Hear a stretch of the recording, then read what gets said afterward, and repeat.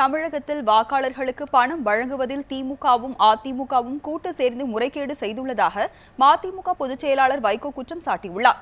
சென்னை விமான நிலையத்தில் செய்தியாளர்களிடம் பேசிய வைகோ இதனை தெரிவித்தார்.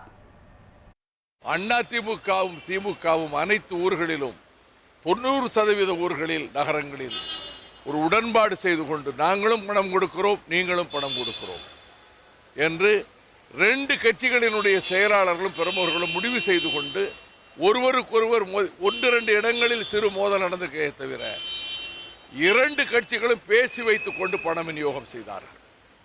ஆளுக்கு 500, சில இடங்களில் 1000. துறைமுகம் தொகுதியில் திமுக 2000, அதிமுக 2000 வாக்காளர்களுக்கு கொடுக்கப்பட்டது.